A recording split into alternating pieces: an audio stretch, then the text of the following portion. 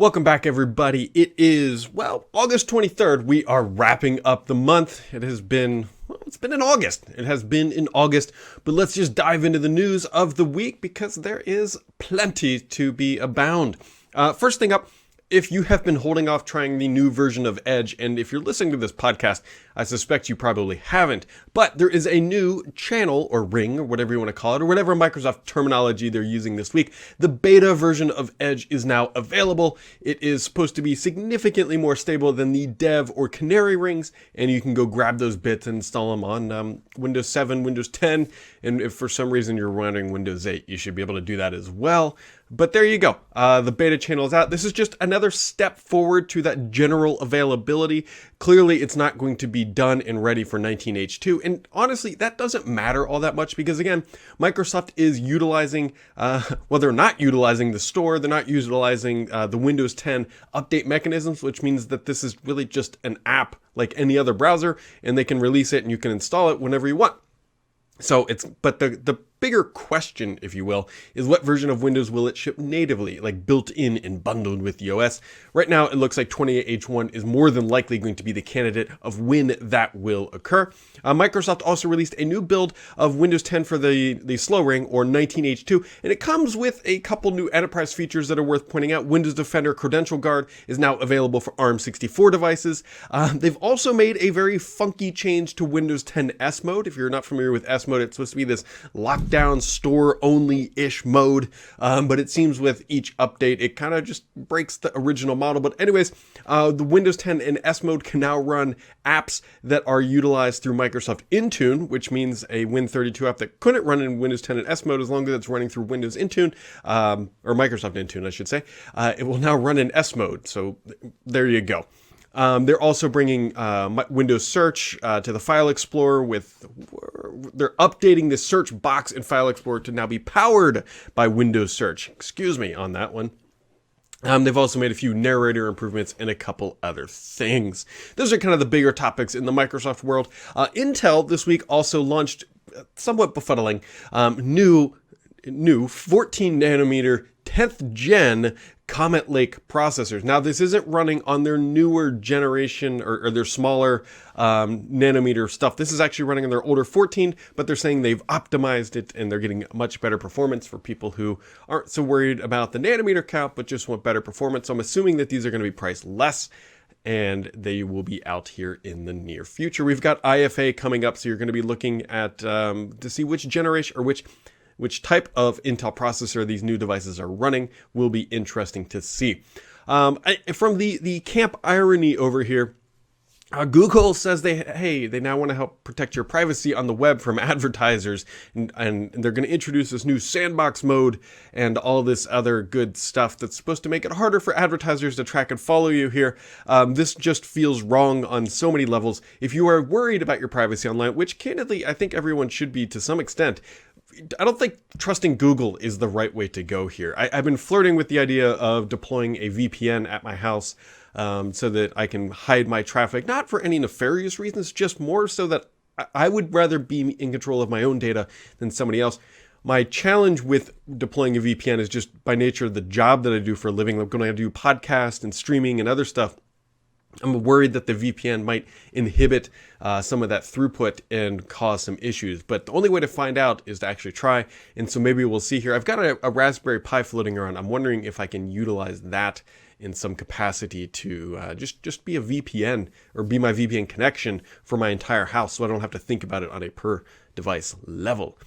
Anyways, a bunch of Apple news. Apple is clearly gearing up for a fall event. All signs point to September 12th currently, and Bloomberg came out with what they usually do, basically ruining all of it. There's going to be new 11-inch and 12.9-inch iPad Pros, potentially a new Apple Watch Series 5, but the focus is going to be on the OS 6 and some new materials rather than, I think, a complete redesign, because they've just did a significant redesign. Look for a 16-inch MacBook Pro, and next year we will see AirPods with improved noise isolation and a new HomePod, potentially at a lower price, because the HomePod is not selling to people's homes. I'm not surprised. If you're interested in the HomePod, I really strongly recommend go grab some Sonos speakers. That's what I use in my house, and they are, I really like them. Really really like them. On the gaming side, there's two big things that I want to point out that have happened this week. First, the Minecraft Earth beta is now available for Android users. So if you've been wanting to try that out, you can go try that with Minecraft Earth. You can go do that. That's a big deal. That's a big deal. You should go give that a try if you're interested in that. Then the other thing I want to point out, there were some big headlines this week about taking a step back. It kind of started, I think, with Amazon's device and then moved to like Google's devices and then the Skype and all this other stuff about how contractors are listening in on voice samples from different products, and Xbox got caught in the fire. If you're not familiar with this conversation, basically, if you scream at your Amazon device and it doesn't understand you correctly, there's a good chance it might go to a person and they will listen to it to try to decipher it and improve the service. Google does this. It was done with Cortana. And then if you remember, the Xbox had its own voice command features. And so naturally, people started poking at that and understanding like, oh yeah, hey, look, contractors working for Microsoft may actually listen to some of those voice commands. You got to be careful.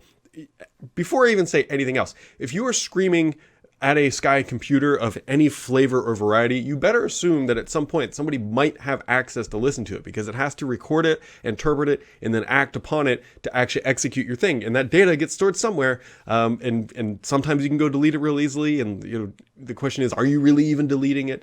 Anyways, that being said, Microsoft pushed back and said this. They issued the statement. They said, we stopped reviewing any voice content taken through Xbox for product improvement purposes a number of months ago, as we no longer felt it was necessary, and we have no plans to restart those reviews. We occasionally review a low volume of voice recordings sent from one Xbox user to another when there are reports that a recording violated our terms of service and we need to investigate. This is done to keep the Xbox community safe and is clearly stated in our Xbox terms of service. Basically, if you start harassing somebody on Xbox with voice communications, Microsoft has the ability to go in and listen and actually act upon that. Nobody should be surprised about that. Here's a fun fact for you. If you leave a voicemail from anybody anywhere on the planet, the ISP or service provider can go in there and more than likely listen to that voicemail in some capacity if they really, really want to. This is the same thing that's happening with Xbox. Don't be a bad person. I almost use an expletive and then whatever. Don't be a bad person, because if you are, Microsoft might be able to listen to it and ban your butt from Xbox Live. Let's be happy. Let's all game together in a better world. So that is just, the Captain Obvious statements of the day. If you're talking to a machine, more than likely it's getting recorded and can be used by somebody else for or against you, or to improve their service. Be smart, be healthy, be online. All right. Bunch of good questions this week. As always, going to refresh the thread, which I always post up typically on a Thursday on Thurrott.com. If you follow me on Twitter, I tweet that out, so you can just follow me there. Will says, are the Surface Book, Laptop, and Pro all expected to be updated this year? 10th gen Intel processors, or maybe a move to AMD? Here's what I have heard and what I've seen on roadmaps. There is a Surface Book with an AMD processor on the roadmap that is at, I believe, the lower end of the scale. Everything else should be Intel of their newer chips. Not quite sure, but I don't think it's Ice Lake. So this 10th gen stuff might be a good bet. But yes, look for a refresh around the October timeframe. Hopefully we will see a Teams for Life type event at that shindig, if you will. I'd love to see some earbuds. I'm not quite sure if those are shipping this year or next year, or they could get canceled altogether. But Panos really loves his AirPods. I've heard that from multiple people, and so they're building a Surface version to make Panos happy. Everybody and their names. Torch Atlas, I think we're going to go with that. Can I add a Surface Go to this? A Surface Go 2 with a 7CX would be a really nice upgrade. I fully agree. Microsoft has to come out with an ARM device if they want people to take ARM seriously. Microsoft has proven that with the Surface brand, they want to be the ones that push the boundary of new form factors. Surface Studio behind me, perfect example. Surface Pro, perfect example. If they really want ARM and the Snapdragon 8CX and the 7CX to be taken seriously, Microsoft has to be willing to put their own dollars behind it in a physical form factor and not just through OS support. So I would fully expect them to go down that road in the near future. Cy Choker with 2 questions. He says, will it be possible with Cyberpunk to play it at home on the Xbox and then go with a smartphone and on vacation a laptop and xCloud and play where you left off? So let me qualify this with what I know. Will that scenario being you start at your Xbox at home, you go to your phone and go to your tablet and be able to just continuously play your saved games? If you are paying for xCloud and Xbox Live and all that good stuff, it is Microsoft's intention that, yes, that is the scenario, that you can just jump from device to device, continue right where you left off, and that save game status goes with you. Now, the caveat I say with this is I don't know if that will be a launch feature on day one, because we don't know what is going to make the cut and what is not. Obviously, they got to get the latency in the games and all that stuff figured out. It would make sense that they want to get that feature in there. I don't know what's going to be available on day one. I do know that Microsoft is rolling out wider tests of xCloud internally, which is a good sign that things are moving along at a healthy rate. We will see how it plays out, but that is their intention for the platform. And then he also says, when xCloud is used on a PC, will all games support mouse and keyboard input? Very good question. And will it be extra work for the devs or not? I don't actually know the answer to this, but I would have to think that it would support it, which brings up a very interesting question, because if you look at a game like Apex Legends or Fortnite, we all know that keyboard and mouse typically give you a serious competitive advantage. And if you can play Apex on your computer versus somebody on a controller on a console, that is very much going to give you an advantage. I would imagine that they can lock that if they really want to, right? It's just software. Microsoft's really good with software, and they could do that and lock it and say you have to have a controller. Now, granted, some people could probably figure out ways around that because there's a lot of smart people out there, and we've already seen the attachment devices that attach via USB to an Xbox that mask a controller, so we know it's possible. Now, the question becomes, the bigger question here is, let's say you are playing Apex Legends on the PC and somebody's playing it on a console. Is the latency of streaming it to your PC then back up to the cloud going to be long enough or significant enough that it actually inhibits some of the gameplay of an FPS? That is the bigger question there, because it doesn't matter how good your mouse and keyboard setup is. If the latency is impacting you at a greater rate than the keyboard or mouse is adding an advantage, it's a moot point. So that is something that we don't know yet, but we will be looking for it. Torch Atlas with another question says, can we expect to see, or rather not see, classic apps like Paint pre-installed on Light OS? I think we can expect to see them. The big hint that we have started to see here is, notice how everything is going into the store. Why would Microsoft put Notepad, a text editor, into the store? Why? It doesn't make sense unless they have grander visions of only being able to access stuff through the store, which, granted, we've heard that. This will be the third time that we've heard that story of only getting things through the store. But with basic apps like Microsoft Paint, Notepad specifically, which is the basic of basic apps in the store, I think that points to a positive sign that that will, in fact, be the case. Any new info about studio acquisitions? Studio acquisitions, you got to understand how Microsoft compartmentalizes things. So there's hardware and new game stuff over here. Business decisions are over here. And business decisions, because of the financial implications of them, are much dicier to talk about. And are there ongoing So let me put it this way. Microsoft considers buying every single studio. I know that they've looked at EA. I know that they've looked at many others. Whether or not they make financial sense is a whole different thing. Microsoft likes to get games that are going to add immediate value, and they aren't going to overpay for something. So are they looking at acquisitions all the time? Yes. I've heard of 2 currently, but I have no idea how far along they are at this time.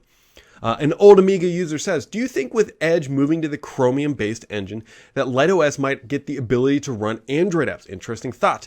Apparently, the bridged work pretty well, and the work is already done. If they want to compete with Chromebooks, it seems like an obvious feature to add. It's not a bad thought, right? And this is a question I know has come up internally. When they launched Light OS, we know that apps are a thing that you have to be cognizant of. You can't just say, here's a good web browser, here's the Microsoft Store. My personal opinion is that Light OS should support Android apps. Now, I know people are going to say, hey, that's really going to discourage people from building for the store apps. That ship has sailed, and it's sailed so long ago that it's already over the horizon. That's not an issue. That is not a thought. Microsoft should be playing the Light OS game to get it into the most hands of most users on the planet as fast as possible. Microsoft needs the OS to succeed more than they need an app store to succeed. Keep that in mind, because that's 2 different things. So in my opinion, should it be able to run Android apps? Yes. Can Microsoft technically make it do that? Yes. Are they going to do it? We will see. It's still it's still early days, even though it was originally supposed to ship, I believe, later this fall. I think the Chromium Switch on Edge has goofed things up a little bit because originally they had just the old Edge in it. Sydney 2K says, with E3 weeks ago and Gamescom coming to an end, what were the surprises for you at both events, and what were you looking forward to see game-wise in the months leading up to this year, or to next year's E3? Well, surprises are an interesting thought because there's a lot of things that happened that made me happy, right? We got to learn a little bit more about xCloud. We got to see some new hardware, meaning the Elite Controller V2. This is the V1. That is pretty high on my excitement list. I like the Elite Controller, although I don't know if I'm going to buy one yet. I haven't decided yet because I need two because of store. Anyways, things that I'm looking forward to for the year ahead. I think I'm more of a hardware guy than a games guy because I play first-person shooters, and that is what I look forward to. The Call of Duties, the Apex Legends, the PUBGs. Actually, I'm looking forward to the update to Destiny. That might get me back into that game just because it's a nice... Destiny is kind of one of those like nice casual-ish shooter games, right? You don't always have to go hardcore P2P. You can go PvE, which is a lot of fun with a bunch of friends. So it might get me back into that. I would say Destiny's pretty high up there. I'm really looking forward to seeing the drips of information around xCloud. xCloud is probably the highest thing, followed not far behind of Scarlet, right? Scarlet is going to be really cool and a lot of fun. But I think, to me personally, xCloud is just super interesting because of all the scenarios it unlocks, all the technology that requires to make it happen, the business model shift that this enables for Microsoft, and it's all based on the idea that this actually works, right? This thing could come out and it could be crap. We don't know. Same with Stadia. If it works, it's a huge shift in gaming, and it's really going to change about how we think about playing in games and where we do it. So those are kind of the bigger things. And then Usman says, a few questions. With cloud streaming box being canned, do you think if the Scarlet games are still being developed with the cloud-aware local process of inputs, would positions... okay, so what he's talking about here is, are games developing still being cognizant of the cloud streaming approach where they can offload some aspects locally and some to the cloud? So Microsoft is mandating that all Scarlet-based games be effectively xCloud aware. I don't know what maybe GameCore OS might be the proper term, but they have to be designed to work natively with xCloud and Scarlet, which might sound like it's an overhead for the gaming platform, but from what I understand, it is not. It's more of just a slightly different way of thinking about developing the games. So to answer that question, Usman, yes. And then his next question says, I would love to see how that kind of development architecture would work in reducing latency in game streaming. I would guess it would be a smoother experience considering how HoloLens 2 does all the processing on the device and Azure Remote Rendering streams content. Exactly. I wrote a post a while ago about how Azure Remote Rendering is like kind of the grandfather, if you will, to xCloud. It's the predecessor because what it does, if you're not familiar, Microsoft has a headset called a HoloLens 2, and it puts holograms into your eyes. It's kind of crazy if you've never seen one. But what it does is it does all the local mathematics locally on the headset, and then what it can do in the scenarios where it's needed, it can stream the rendering down from the cloud, and that's very, very similar to xCloud. And so is that a possibility for xCloud? Absolutely. Microsoft is pioneering it with the HoloLens 2. It's just in the HoloLens 2 it's less latency sensitive, and so they can kind of work to perfect it there. It says, secondly, the HoloLens 2 was approved by the FCC and the dev tools have gone general availability. Is there any whispers in the grapevine as to when business and developers can purchase them? So let me put it this way. If you have the right connections, you can already purchase them. That has been a thing for a little bit now. I've actually known some people who have made some moves, if you will, in the HoloLens world. So there you go. Yeah, it shouldn't be too long. I would expect to see some more news around Ignite as well. So keep that in mind. And finally, what happened to that ambient surface device? So some of the ambient surface device were the earbuds. Microsoft is doing some Cortana stuff with it. They're also doing some scrolling things on a phone with it. And so that is part of it. I don't think they're building a smart speaker, or I should say point to the Invoke I've got back there. That is not happening. But Microsoft also has other ambient Surface stuff in the works. If you think about some of the demos they've done with Surface Hub, or remember the Cone of Shame? I think they did, was that at Ignite or Build, or one of them, where it just sits in the middle of an office and then can record and take notes and dictate and do translations. That is all a part of that scenario. So there you go, guys. Well, that wraps it up for today, everybody. Very much appreciate all the questions. I'm in a good mood. Hopefully you're in a good mood. And we'll catch all of you right back here next time.